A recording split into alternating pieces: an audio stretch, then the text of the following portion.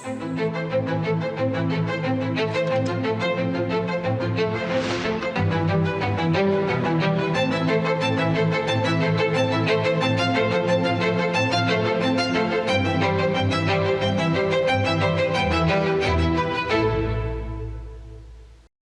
dear countrymen, Namaskar. Welcome once again to Man Ki Baat. The month of November brought with it a great deal of inspiration.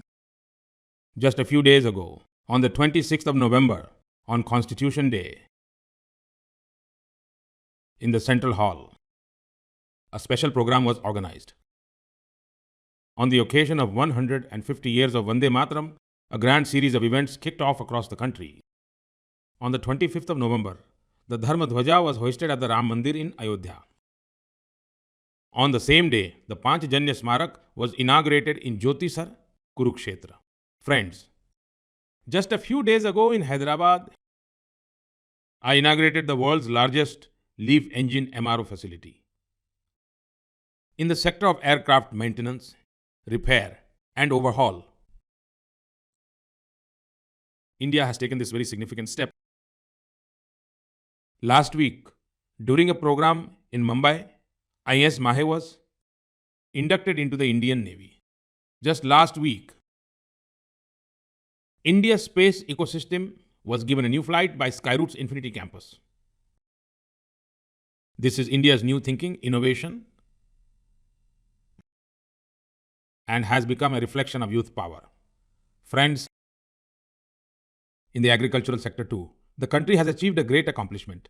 India, with a food grain production of 357 million tons, has set a historic record. 357 million tons. Compared to 10 years ago, India's food grain production has increased by another 100 million tons. In the world of sports as well, India's flag has soared high. Just a few days ago, it was also announced that India will host the Commonwealth Games. These are significant achievements. This belongs to the country. It belongs to the countrymen. And Man Ki Baat is an excellent platform for bringing such achievements of the people of the country and the collective efforts of the people before the general public. Friends, if there is dedication in the heart, belief in collective strength, and belief in working like a team, and the courage to rise again after falling, then even the most difficult tasks become certain to succeed. Imagine that era, when there were no satellites, no GPS systems, and no navigation facilities. Even then our sailors would set out to sea with large ships and reach their designated destinations. Now, moving beyond the seas, the countries of the world are measuring the infinite heights of space. The challenge there is also the same. There is no GPS system, nor are there such communication systems. So how will we move forward? Friends, a few days ago, a video on social media caught my attention. This video was of a unique drone competition by ISRO. In this video, the youth of our country, and especially our Gen Z, were trying to fly a drone in conditions similar to Mars. The drones would fly. They would remain balanced for a few moments, then suddenly they would fall to the ground. Do you know why? Because the drones flying here had absolutely no GPS support. GPS is not possible on Mars. Therefore, the drone has no external signals, or it cannot receive guidance. The drone had to use its own cameras and inbuilt software to fly. That small drone had to recognize the ground patterns, measure the altitude, understand obstacles, and find a safe landing path on its own. That is why the drones were also falling one after another. Friends, in this competition, a team of youths from Pune achieved success to some extent. Their drone also fell and crashed many times, but they did not give up. After many attempts, this team's drone succeeded in flying for a while in the conditions of Mars. Friends, while watching this video, another scene emerged in my mind. The day when Chandrayaan 2 lost contact. For a few days, the entire country, and especially the scientists, were disappointed for a few moments. But friends, setback did not stop them. That very day, they started writing the success story of Chandrayaan 3. This is the reason that when Chandrayaan 3 made a successful landing, it was not just the success of one mission. It was the success of the confidence built by emerging from the setback. In the eyes of the youth seen in this video, I saw that very same spark. Every time I see the dedication of our youth and the commitment of our scientists, my heart fills with enthusiasm. This very dedication of the youth is a great strength of a developed India. My dear countrymen, all of you must certainly be familiar with the sweetness of honey.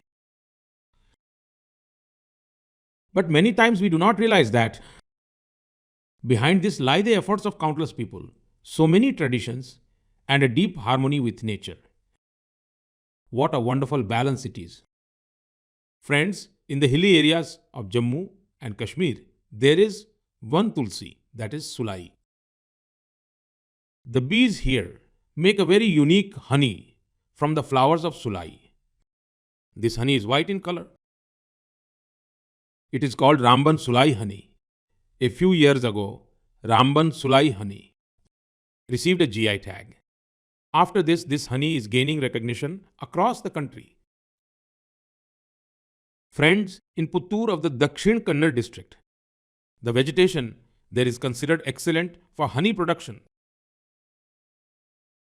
Here, a farmers' organization named Gramjanya is giving this natural gift a new direction. Gramjanya has built a modern processing unit here.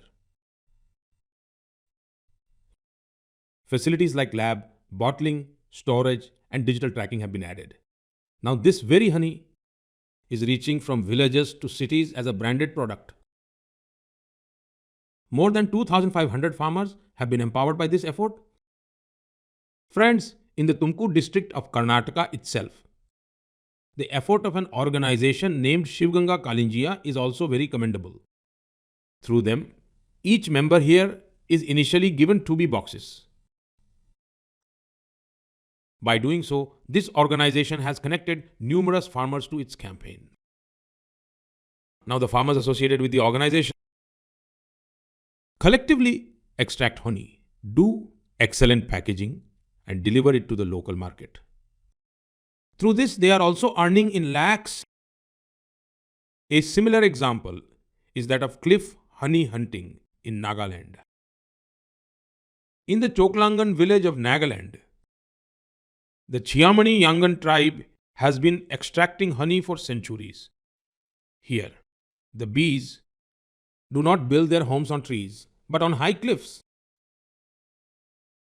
Therefore, the task of extracting honey is also very risky. That is why the people here first speak gently to the bees.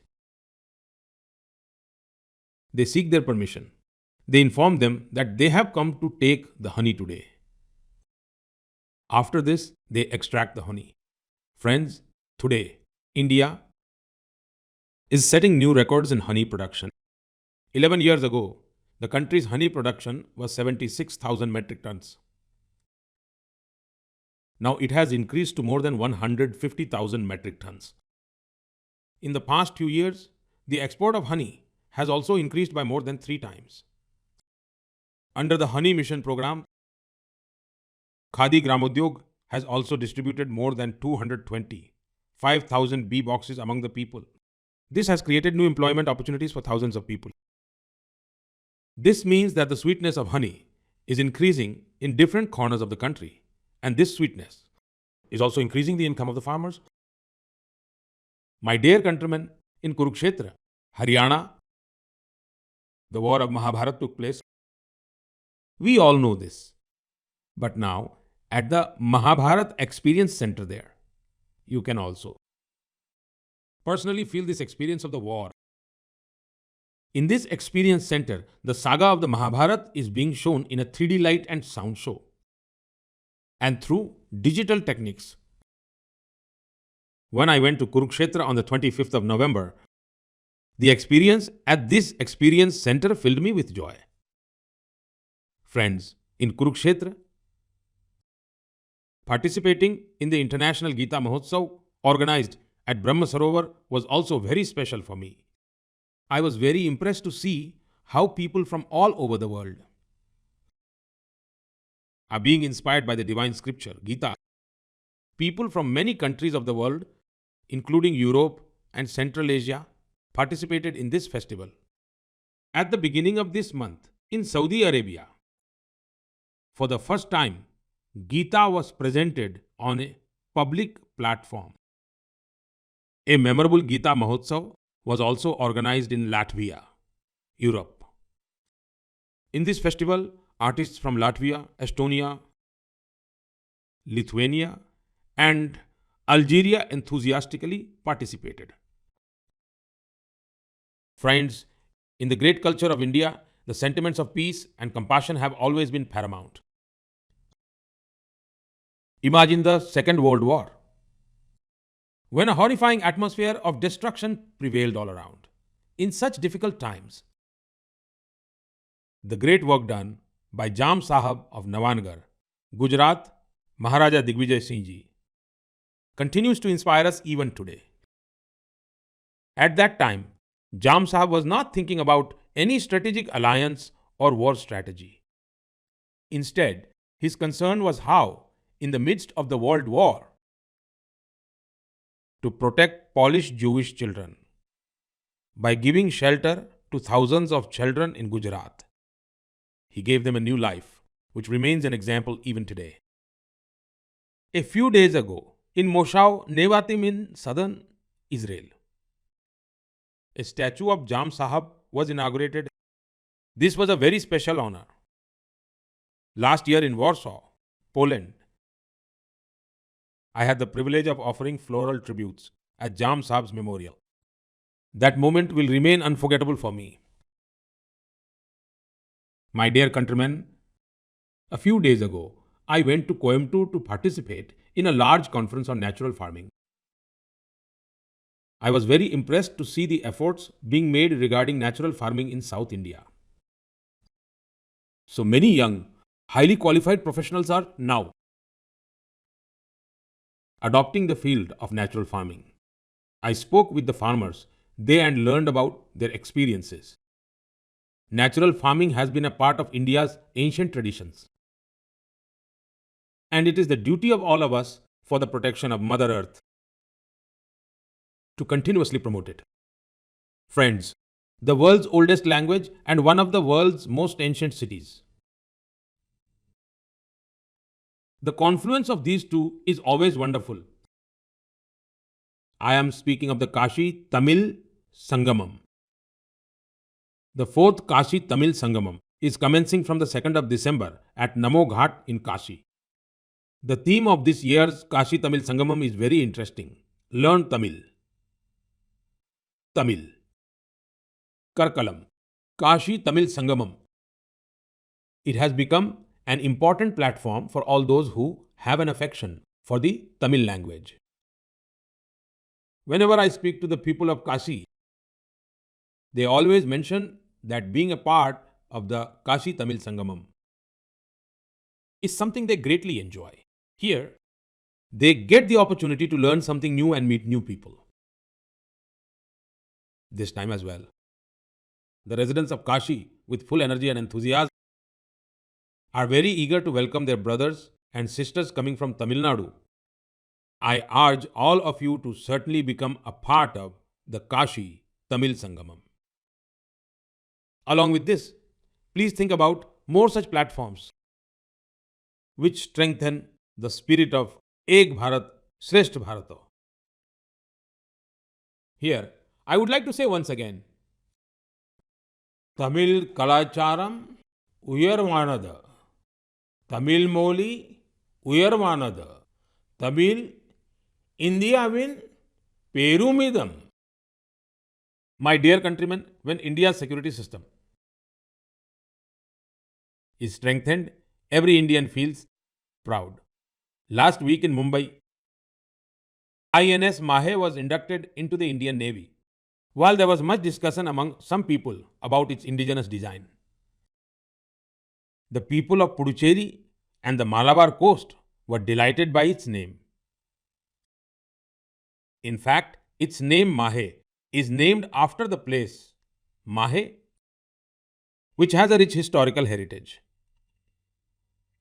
Many people from Kerala and Tamil Nadu noticed that the crest of this warship, the Urumi, from Kalhariyapattu, resembles the traditional flexible sword.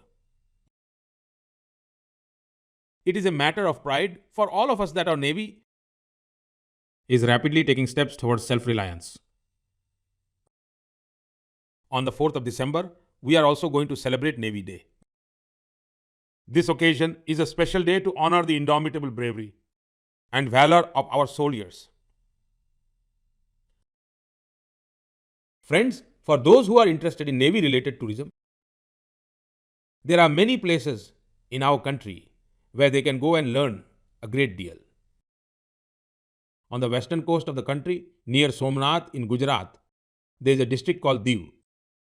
In Diu, dedicated to the INS Khokhri, is the Khokhri Memorial and Museum, while in Goa, there is the Naval Aviation Museum, which in Asia is a unique museum of its kind. In Fort Kochi's INS Dronacharya, there is the Indian Naval Maritime Museum. Here, one can see our country's maritime history and the evolution of the Indian Navy. In Sri Vijayapuram, which was formerly known as Port Blair, the Naval Marine Museum Samudrika there is known for showcasing the rich history of that region. At Ravindranath Tagore Beach in Karwar, the Warship Museum houses replicas of missiles and weapons. In Vishakhapatnam as well, there is a submarine, helicopter and aircraft museum related to the Indian Navy.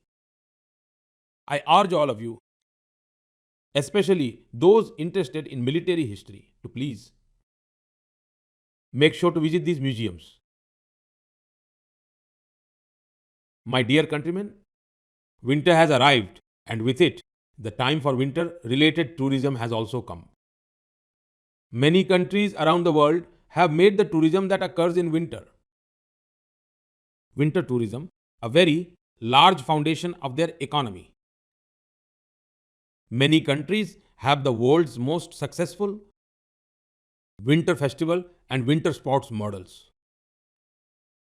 These two components have made skiing, snowboarding, snow trekking, ice climbing, and family snow parks their signature experiences. They have also transformed their winter festivals into global attractions. Friends, our country also possesses every potential for winter tourism. We have mountains as well. We have culture and also limitless possibilities for adventure. I am pleased that these days, winter tourism in Uttarakhand is greatly attracting people. During the winter season, places like Auri, Munsiari, Chopta, and Dehra are becoming popular. A few weeks ago, in the Pithoragarh district, at an altitude of over 14,500 feet in Adi Kailash,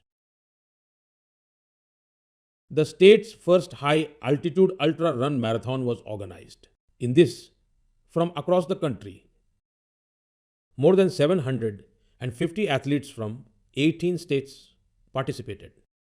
The 60-kilometer long Adi Kailash Parikrama run commenced at 5 o'clock in the morning in the biting cold. Despite such cold, the enthusiasm of the people was a sight to behold. On the expedition to Adi Kailash, where until 3 years ago, fewer than 2,000 tourists used to visit, now this number has also increased to more than 30,000. Friends, in just a few weeks, the Winter Games are also scheduled to be held in Uttarakhand. Players from across the country, adventure lovers, and people associated with sports are enthusiastic about this event. Be it skiing or snowboarding, preparations for many snow sports have begun. To promote winter tourism, Uttarakhand has also focused on connectivity and infrastructure. A new policy regarding home stays has also been formulated. Friends, during winters, the Wed in India campaign also has a unique charm. Be it the golden sunshine of winter or the sheet of fog descending from the mountains, the mountains are now becoming very popular for destination weddings. Many weddings are now especially taking place on the banks of the Gangaji. Friends, in these winter days, the valleys of the Himalayas become part of an experience that stays with you for a lifetime. If you are considering going somewhere this winter, then you must certainly keep the option of the Himalayan valleys. Friends, a few weeks ago I went to Bhutan. During such visits, one gets the opportunity for various kinds of dialogues and discussions. During this trip, I met the King of Bhutan, the father of the current king, who himself has been a former king, the Prime Minister there, and other people. During this time, I certainly heard one thing from everyone. All the people there regarding the Buddhist relics, that is, the sacred relics of Lord Buddha, were expressing their gratitude to the people of India for them being sent. Whenever I heard this, my heart was filled with pride. Friends, regarding the sacred relics of Lord Buddha, in many other countries as well, similar enthusiasm has been witnessed. Just last month, these sacred relics from the National Museum were taken to Russia's Kalmykia, where Buddhism holds special significance. I was told that to see them, even from the far-flung areas of Russia, a very large number of people arrived there. These sacred relics have also been taken to Mongolia, Vietnam, and Thailand. Everywhere, immense enthusiasm has been witnessed among the people. Even the King of Thailand came to see them. Seeing such a deep connection to the sacred relics of Lord Buddha throughout the world, the heart becomes overwhelmed with emotion. It is very heartening to hear how such an initiative becomes a medium to connect people from all over the world. I always speak to all of you about carrying the mantra of vocal for local with you.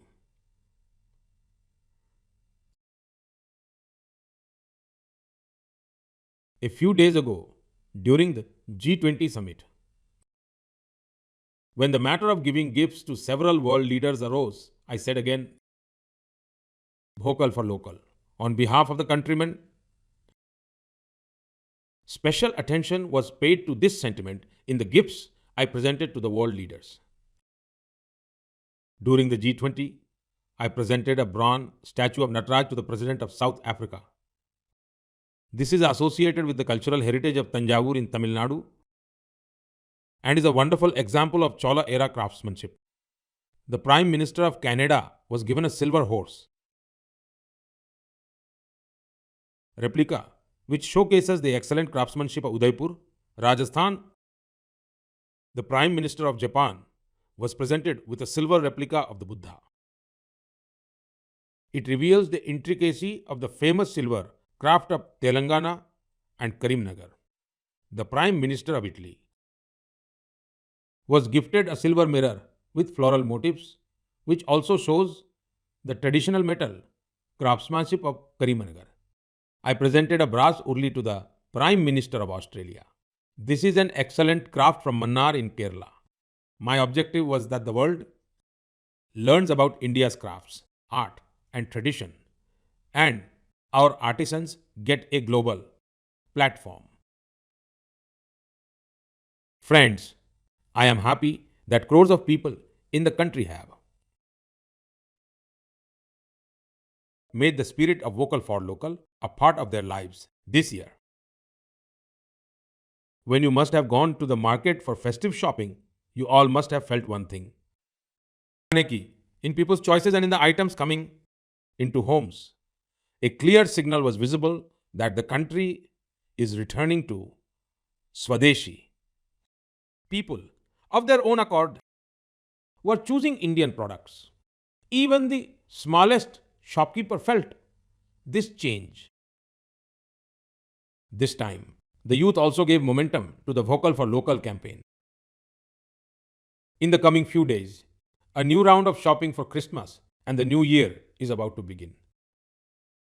I will remind you again. Remember the mantra of Vocal for Local. Buy only that which is made in the country. Sell only that in which the labor of a fellow countryman is invested. My dear countrymen, from the perspective of Indian sports, this month has been outstanding. This month began with the Indian women's team winning the ICC Women's World Cup, but even after that, much more action was witnessed on the field. A few days ago in Tokyo, the Deaf Olympics were held, where India delivered its best performance till date, winning 20 medals. Our women players also created history by winning the Kabaddi World Cup. Throughout the tournament, they won the hearts of every Indian with their excellent performance. Even in the World Boxing Cup finals, the performance of our players was magnificent, where they won 20 medals. Friends, the matter that is being discussed even more is that of our women's team winning the Blind Cricket World Cup. The remarkable thing is that our team has won this tournament without losing a single match. The countrymen are very proud of every player on this team. I met with this team at the Prime Minister's residence. Truly, this team's morale, their spirit teaches us a great deal. This victory is one of the greatest wins in our sporting history, which will continue to inspire every Indian. Friends, nowadays, a new sports culture of endurance sports is also rapidly emerging in our country. By endurance sports, I mean those sports activities in which your limits are tested. Until a few years ago, marathons and bikethons, such special events, were limited to a selected group of people. But now, much has changed. I have been told that every month, more than 1,500 endurance sports events are organized across the country. To participate in these events, athletes travel far and wide. Friends, speaking of endurance sports, one example is the Ironman triathlon. Imagine if you were told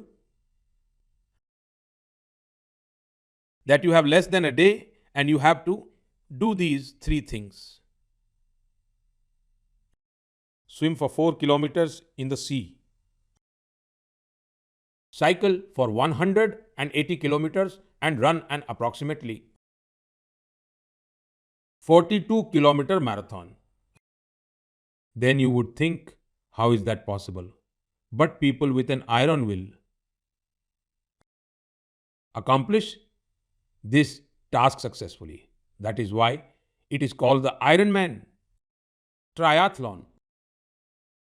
A similar event was organized in Goa recently. Nowadays, people are participating enthusiastically in such events. There are many other competitions as well, which are becoming very popular among our young friends. Nowadays, many people are coming together to participate in programs like Fit India Sundays on Cycle. These are all things that are promoting fitness. Friends, meeting you every month is always a new experience for me. Your sagas, your endeavors inspire me anew. The suggestions you send in your messages and the experiences you share inspire us to embrace the diversity of India in this program. When we meet next month, the year will be coming to an end. In most parts of the country, the cold will also intensify. During the winter season, please take special care of yourself and your family. Next month, we will certainly discuss some new topics and new personalities.